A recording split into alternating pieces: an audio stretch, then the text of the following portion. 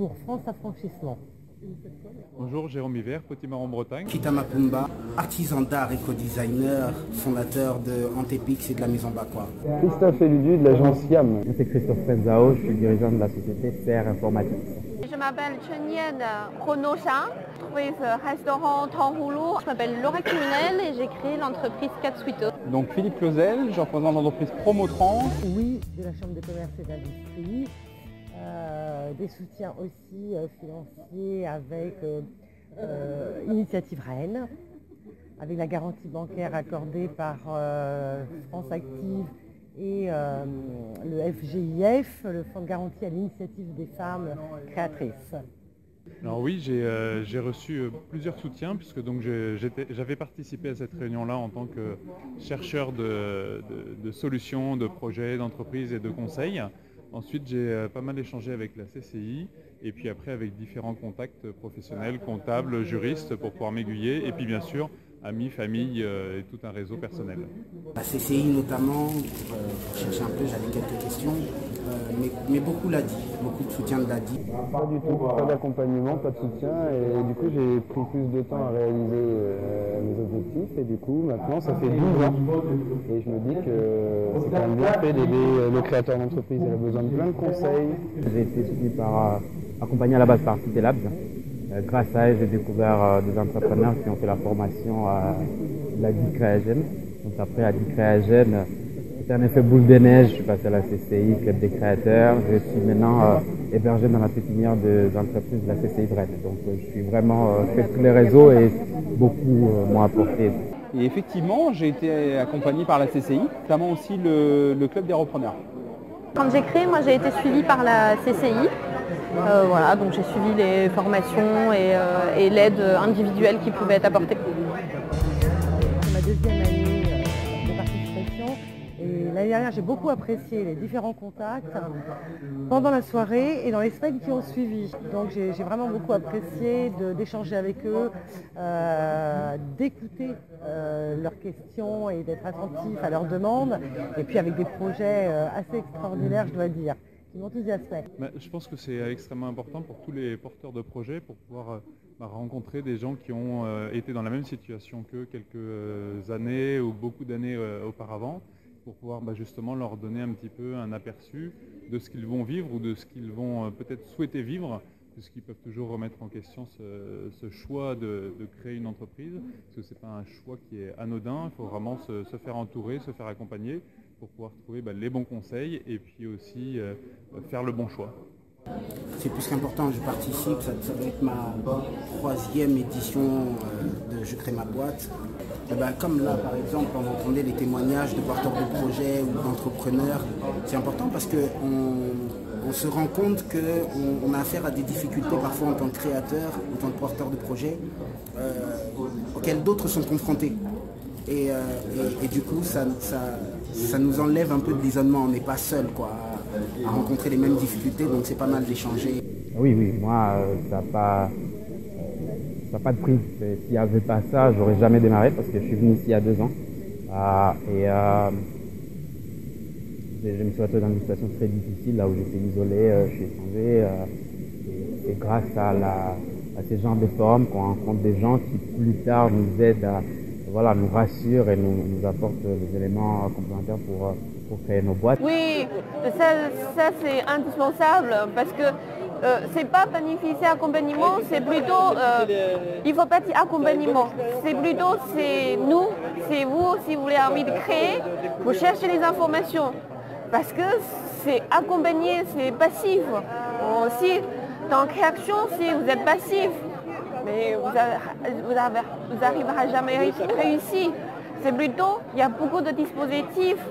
Il faut aller chercher, il faut aller l'interroger, il faut aller chercher aide, chercher le soutien. Le déclic de la création d'entreprise, je l'ai eu il y a 4 ans à la soirée Je crée ma boîte.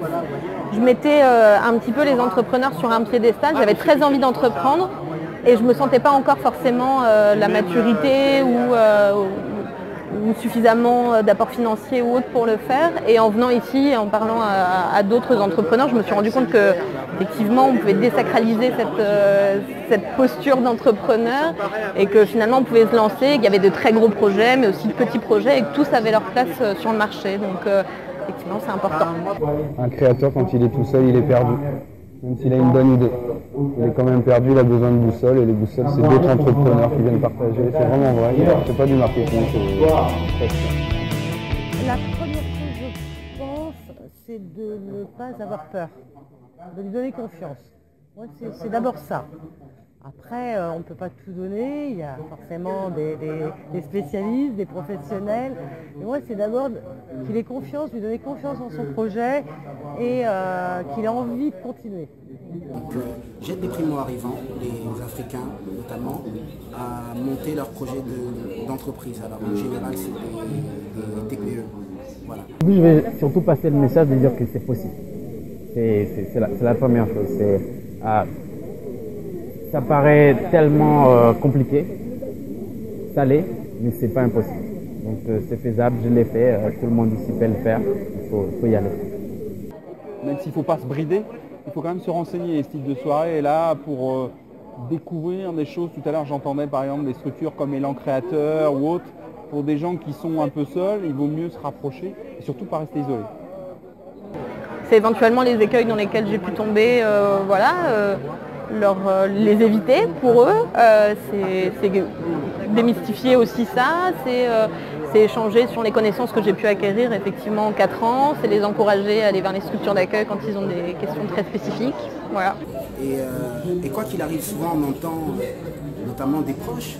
Les proches devraient être les premiers soutiens, mais souvent aussi ils sont ceux qui ne croient pas en nous, parce qu'on a des projets un peu extravagants, où on est un peu, on se marginalise un petit peu. Et voilà, quoi qu'il arrive, il faut se battre et garder espoir.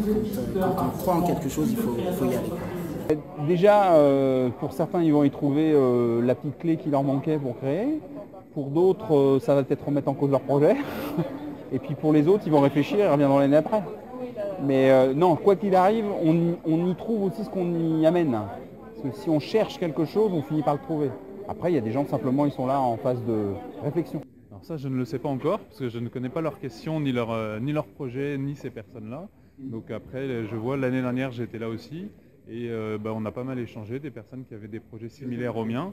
Et du coup, on a beaucoup échangé sur les choses et les préliminaires à aborder avant de lancer son entreprise.